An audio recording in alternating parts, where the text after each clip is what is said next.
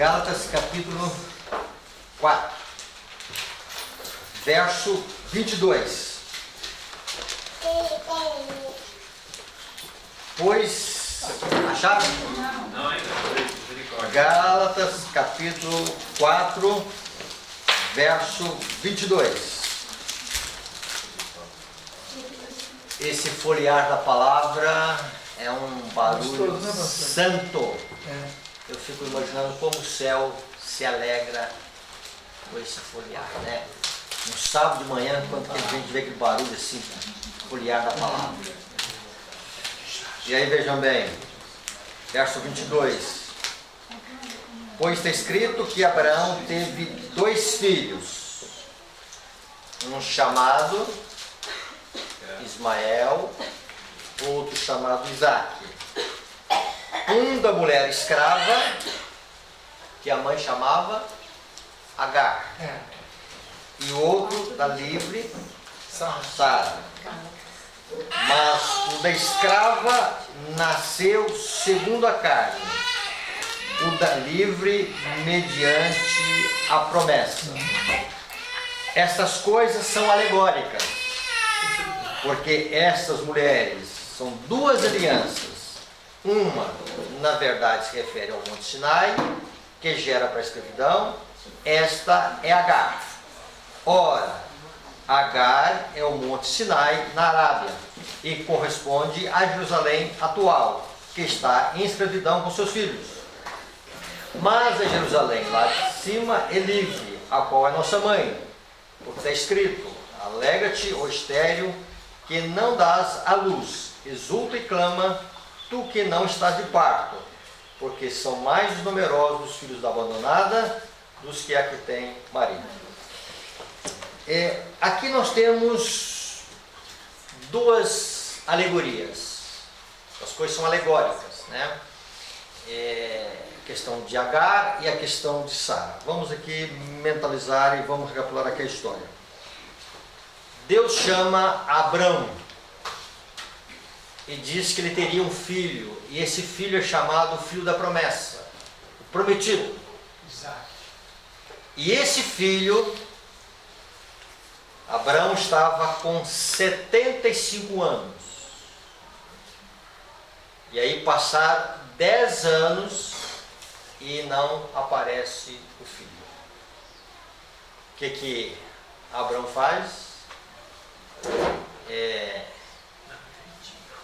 Vai lá e pega a sua serva Agar, e com ela ele tem um filho chamado Ismael.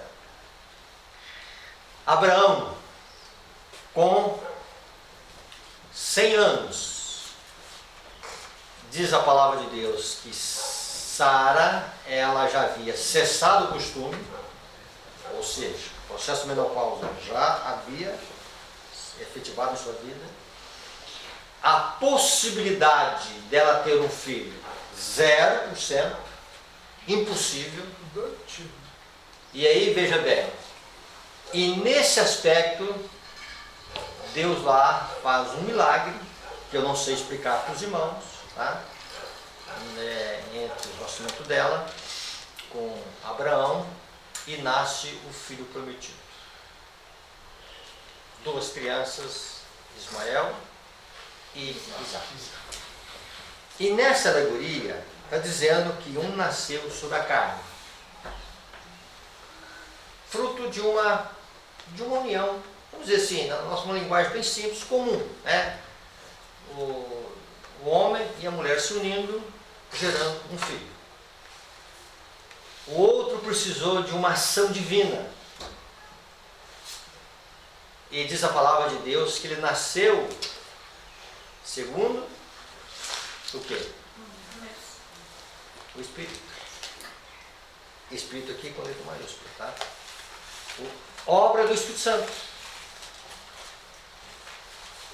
Não haveria nenhuma possibilidade, e não foi fruto, vamos dizer assim, da ação humana. Então, para que o humano produzisse um fruto, deveria ser duas pessoas que estariam em condições de procriação, ter filhos. No caso aqui. E o que estaria representando para nós esta alegoria? Carne e espírito. Paulo está falando de duas maneiras do povo de Deus ver a salvação, ou de viver a salvação. Uma vivendo segundo a carne, e outra vivendo segundo o Espírito. Está dizendo que Agar representa a Jerusalém de baixo, terrena. Sara representando a Jerusalém de cima, celestial. Uma esfera terrena e uma esfera celestial. Quando nós olhamos o livro de Gálatas, o contexto do livro de Gálatas, Paulo está trabalhando com as igrejas da galáxia, igrejas que haviam firmado a salvação, segundo a justificação pela fé. Então eles começam pela justificação pela fé e eles agora estão dando uma escorregadinha pela salvação pelas obras. Então, Paulo está dizendo, olha, tá? Agar e Sara, elas estão representando viver e produzir obras segundo a carne. E Sara, viver segundo o Espírito. Esta questão de viver segundo o Espírito, no livro de Gálatas, é muito acentuado.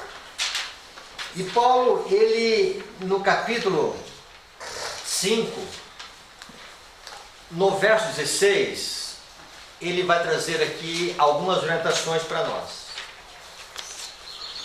Digo, porém, andai no Espírito e jamais satisfareis o quê? A concupiscência da carne, os desejos da carne, os impulsos da carne. Então, para não viver carnal, ande no Espírito. Andar no Espírito é andar na fé, é andar uma vida centralizada em Cristo, é andar na luz, é andar na verdade, é andar no amor. E ele vai dizer, porque a carne, ela milita contra o Espírito, e o Espírito contra a carne. As duas coisas, elas guerreiam entre si. A carne não gosta do Espírito, e o Espírito não gosta da carne. E uma das evidências do poder do Espírito Santo no coração do ser humano vamos dizer assim, vencer a carne. Se o Espírito Santo não entra, a carne se torna vitoriosa. E aí nós produzimos coisas segundo a carne. E aí Paulo continua a sua linha de raciocínio. Diz que eles são opostos entre si, para que não façais o que porventura seja do vosso querer. Ontem nós trabalhamos um pouquinho sobre isso. Nós precisamos ceder a nossa vontade para Deus, e Deus então, Ele operará em nós o seu querer e o efetuar. Se nós não fizermos ou não vivemos pelo Espírito, nós produzimos frutos por nós mesmos. Então a salvação é unicamente, exclusivamente pela fé. Independente, sem nenhum mérito das obras da lei. Mas ninguém será salvo sem obras. Mas existe um outro agravante. As obras, elas não podem vir de nós mesmos. Porque se elas vierem de nós mesmos, são obras da carne. Fruto da carne. Não é fruto da operação do Espírito Santo. E Paulo continua. Mas, se sois guiados pelo Espírito, não estáis sobre a lei. Tá? O jugo da lei. Ora, as obras da carne são conhecidas e são. Ele vai colocar aqui uma linha de 4 coisas. Primeira, ele vai colocar em relação ao nosso corpo os pecados que podem ser praticados e evidenciados em nosso corpo. E ele chama de prostituição, impureza, lascívia. Depois ele fala aqui de relacionamento, vamos dizer assim, de desvirtuamento com Deus, mas no sentido da mente. Ele fala de idolatria e ele fala de feitiçarias. Depois Paulo, ele fala de pecados que são cometidos em relação ao próximo e pecados que são também alojados em nossa mente. E ele vai colocar inimizades, porfias, ciúmes, iras, discórdias, dissensões, facções. E por fim, ele coloca perversões no apetite. E ele vai falar de bebedices e glutonaria. E ele vai dizer aqui, dizer que coisas semelhantes a estas, a respeito das quais eu vos declaro, como já outrora vos preveni, que não herdarão o reino de Deus os que tais coisas praticam. E eu sempre imaginava essas obras da carne aqui e tinha uma visão mais externa daquilo que acontece no mundo lá fora. Paulo está dizendo de obras praticadas por quem professa a fé cristã.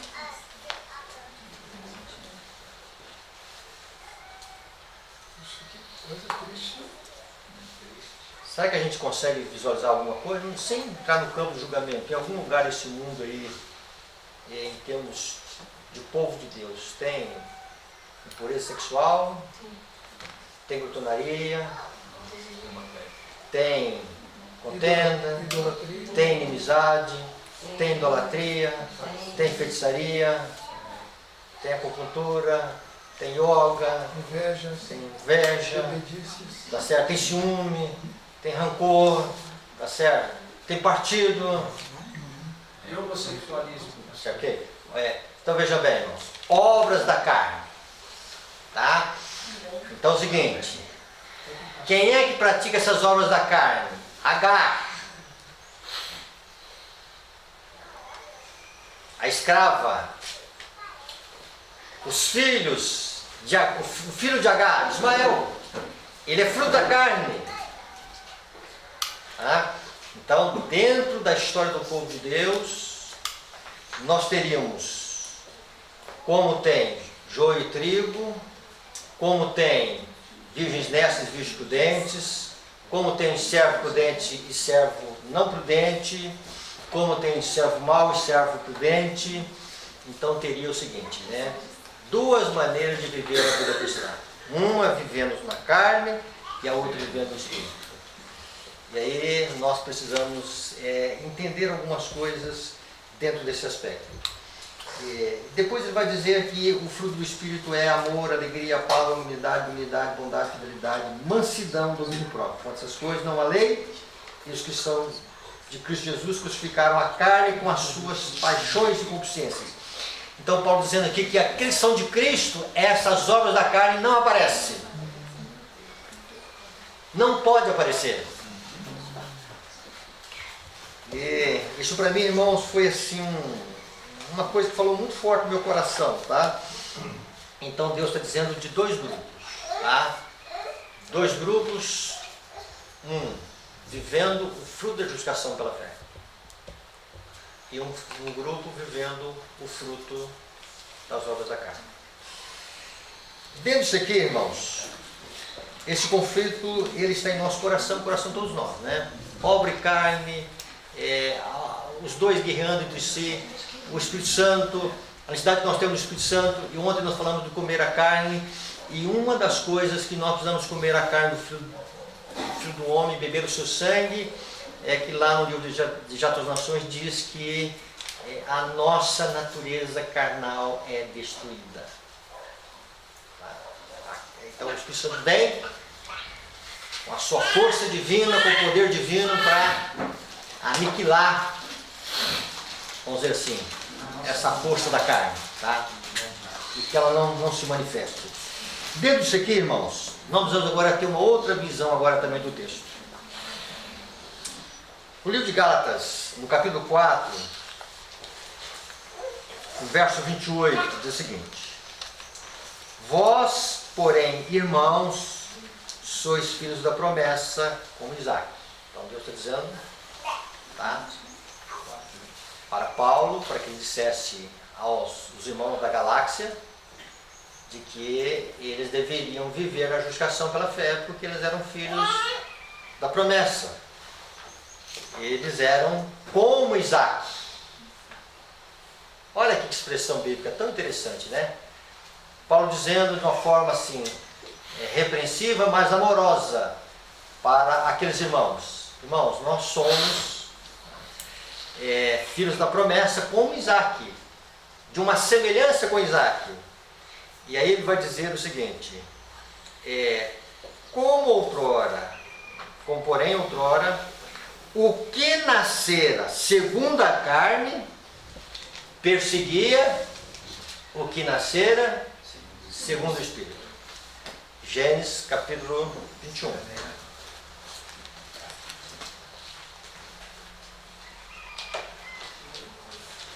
Capítulo 21.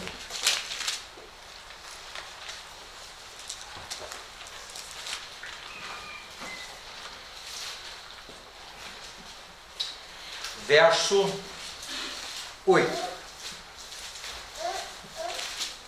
Isaac cresceu e foi desmamado.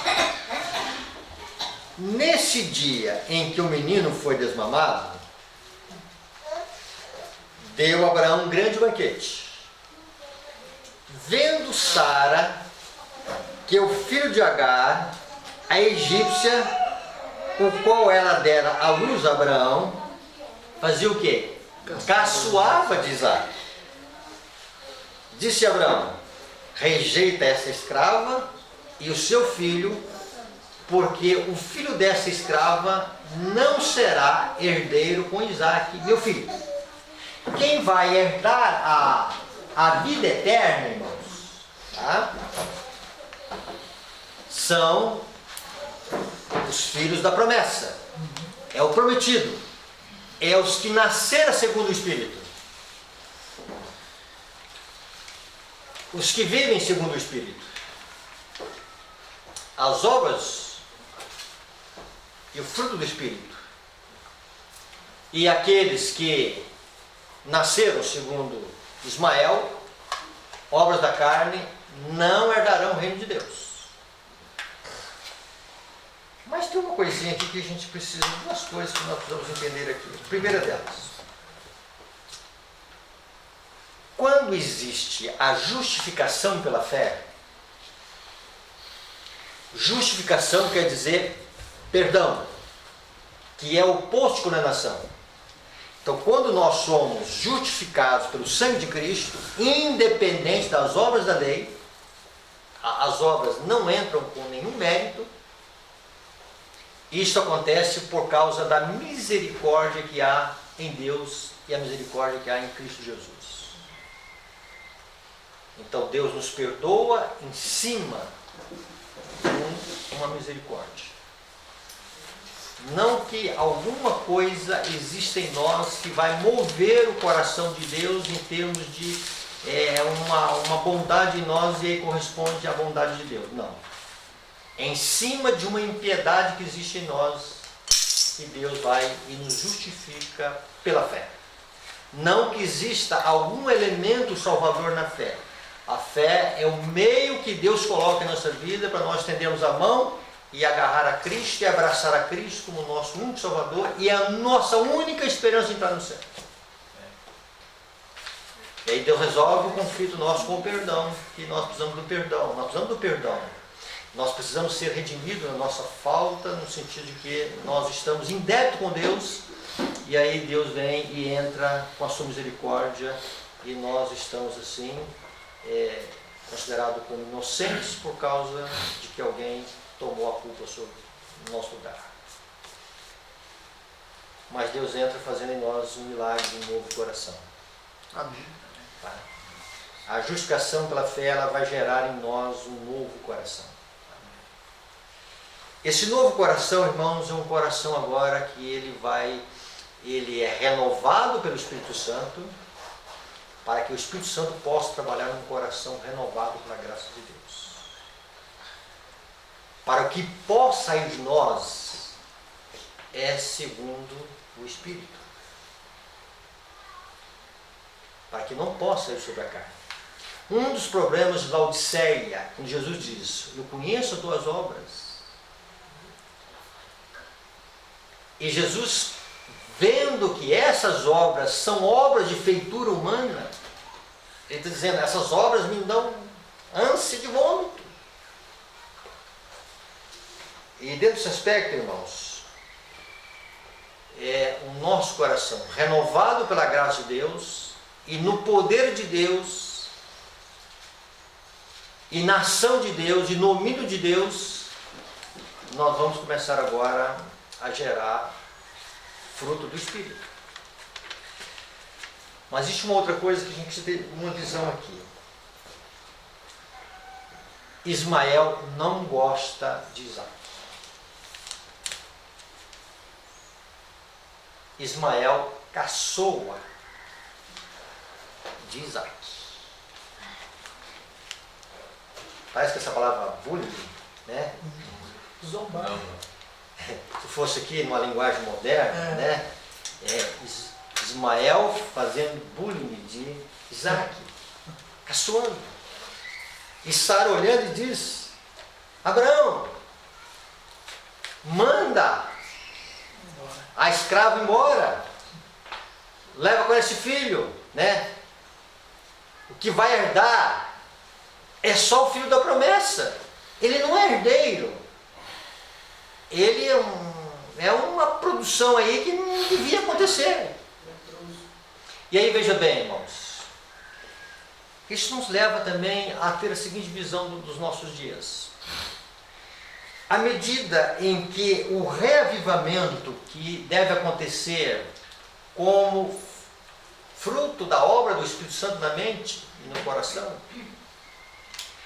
e a reforma de vida que deve ser fruto da operação do Espírito Santo, e quando se fala de reforma de vida, a gente pode traduzir essa palavra reforma como santificação, a gente pode traduzir essa palavra como mudança de vida, renúncia de coisas pecaminosas no ser. É natural que os que estão e não estão querendo viver segundo o Espírito comecem a rivalizar com os que querem viver segundo o Espírito. Então, essa questão de Ismael e Isaac vai se tornar muito contundente em nosso meio. Há um grupo que vai dizer o Espírito Santo é importante, o Espírito Santo é essencial na vida, o Espírito Santo precisa ser almejado na vida. E haverá um grupo que vai dizer sempre, eu produzo obediência a Deus. Quando se fala de obras da carne, nós temos duas vertentes. A primeira delas é uma coisa que nós chamamos de legalismo. O legalismo, ele quer obedecer. E ele obedece segundo a carne. Então ele está procurando ver aonde ele precisa obedecer, na visão dele. Eu me lembro quando comecei o ministério, e aí tinha uma família que eu gostava muito, e talvez gosto até hoje, nunca mais ouvi. E eu, na casa assim, um galho de manga chegou até o telhado assim. Isso foi assim, no primeiro ano do ministério, já faz uns 37, 38 anos. E era um sábado, nós almoçamos e tinha uma manga sorrindo assim para nós. Né? E o filho foi pegar a manga. E o pai disse, não pegue porque hoje é sábado. O zelo dele com o sábado. Tá? Um zelo sem entendimento. Sem entendimento. Tá? Não foi uma colheita, Isso. não foi um trabalho. Pegar tá? e comer. Era para ele explicar para o filho, olha o poder de Deus, olha a graça de Deus nessa manga aqui, né? Olha aqui como é que é o poder de Deus, né? E então é o seguinte, mas nós podemos cair também por um liberalismo. Tá? Tão pernicioso quanto Então, tanto o legalismo como o liberalismo, ele é prejudicial à saúde espiritual. O liberalismo tudo pode. O importante é o amor, o importante é que Jesus salva, o importante é a misericórdia de Deus.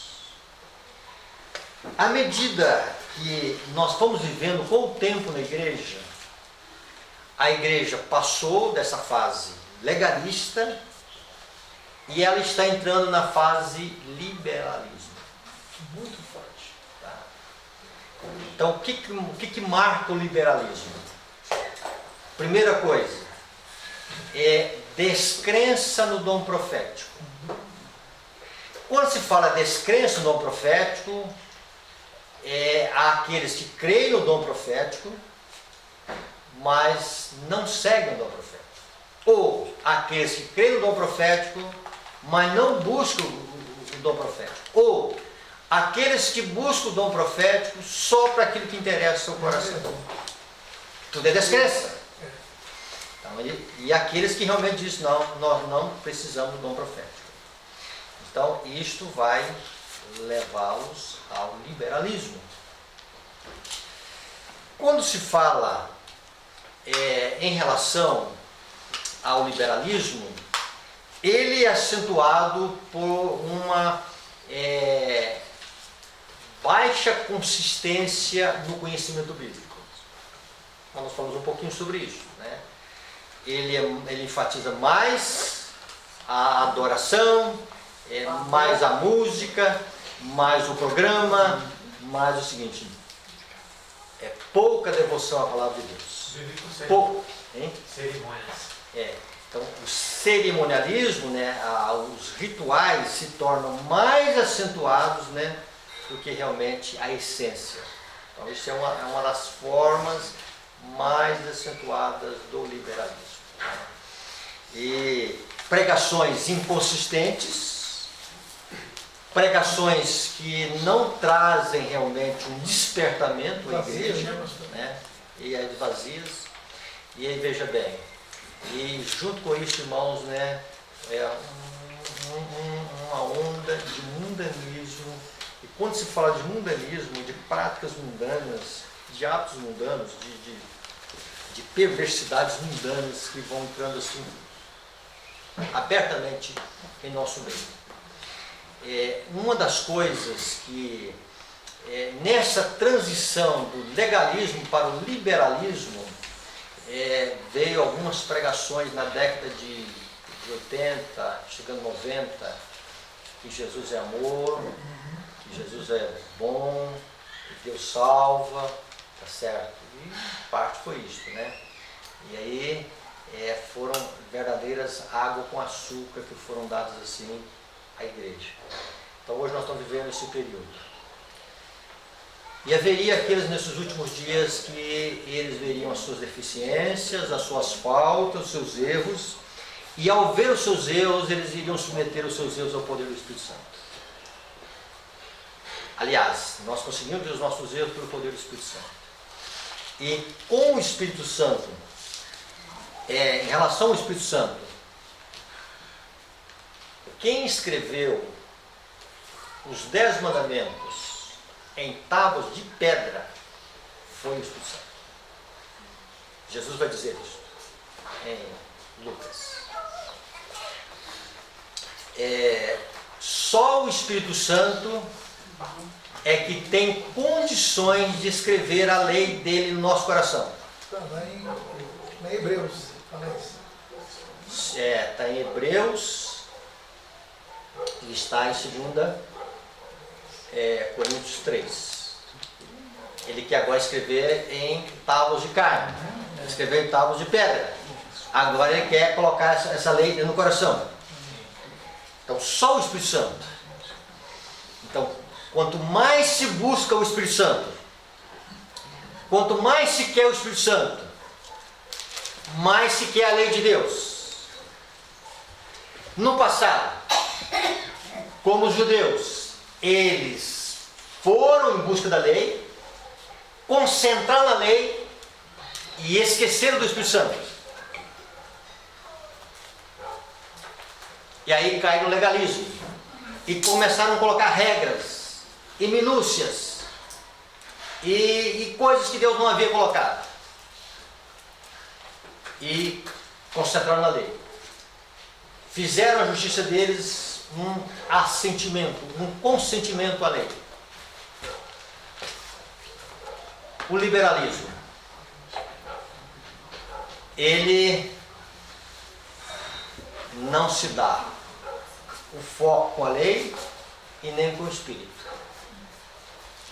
É o que eu sinto, é o que eu acho, é o que eu quero. É mais nele. Os que buscam o Espírito, os que são gerados pelo Espírito, a lei de Deus começa a ser vista de uma forma na sua amplitude. Quando nós pegamos um mandamento, não matarás, tão pequenininho que uma criança pode decorar, mas à luz do Espírito Santo, esse mandamento ele vai sendo ampliado. E nós vamos vendo que não matar é uma coisa muito profunda. Eu não posso ter nenhum sentimento de desprezo com o outro que eu estaria violando esse princípio. Eu não posso ser irônico com alguém e manifestando desprezo porque o céu não aprova. Não é este o sentimento de Cristo.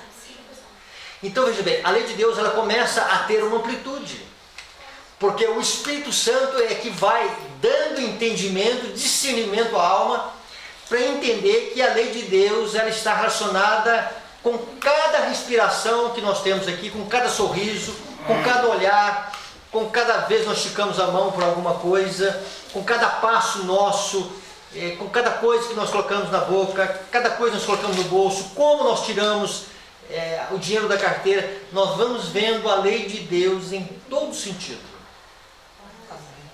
Porque o Espírito Santo, irmãos, ele vai dar essa abrangência em relação à lei de Deus. Resumindo, de um lado, segundo a carne, tanto o liberalismo como o legalismo.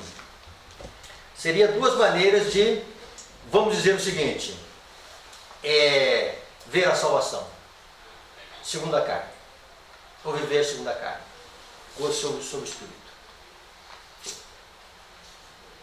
Então nós estamos de um lado vendo a lei de Deus sendo ampliada e de outro lado, internamente, a igreja de Deus sendo rebaixada. Só que Ismael não gosta de Isaac. Ismael está dizendo que Isaac está desequilibrado. Que Isaac não está agindo corretamente. E há bullying, e há desprezo. As duas coisas guerreiam entre si. Carne e espírito. Quando a chuva cerou de cair, aí a coisa vai tomar realmente uma amplitude de rivalidade. A tal ponto que na dimensão do espírito e na dimensão da carne as coisas vão ficar insuportáveis. E aqueles que viveram sobre a carne, eles vão olhar e vão dizer, olha, tá, sai do nosso meio, nós não queremos ver vocês. Isso é escrito, isso é fanatismo. Está escrito isso. Os da carne que vão dizer isso? Sim, tá. Os da carne. Nós não queremos isso. Isso é fanatismo. Está escrito, nós que tivemos há tanto tempo na obra, não iríamos reconhecer a manifestação do Isso, está Espírito Santo? escrito isso. Eu vi sempre profecia. Então veja bem, dom profético. Então dentro disso aqui, irmãos, esta questão, carne e espírito vão se acentuar cada vez mais. É natural isso. E aí nós temos que dizer o seguinte, Senhor, nos ajude a viver nessas condições que a palavra de Deus está dizendo, dessas duas alegorias que Paulo havia enfrentado em sua época e que vão se acentuar muito nos nossos dias. Que Deus nos ajude, nós em momento algum cair no campo do julgamento, no campo do sou mais santo que tu, não é a obra de Deus em nossa vida, mas também nós vivemos segundo o Espírito. Nós não contentarmos com a superficialidade, não contentarmos somente com aquilo que nós já alcançamos na vida cristã. Senhor, nós queremos viver segundo o Espírito. Nós queremos ser como Isaac. Nós queremos, Senhor, gerar coisas do Espírito em nossa vida. Nós queremos o amor de Cristo em nossa vida. Nós queremos essa paz que Cristo promete para nós. Nós queremos essa alegria que Jesus oferece.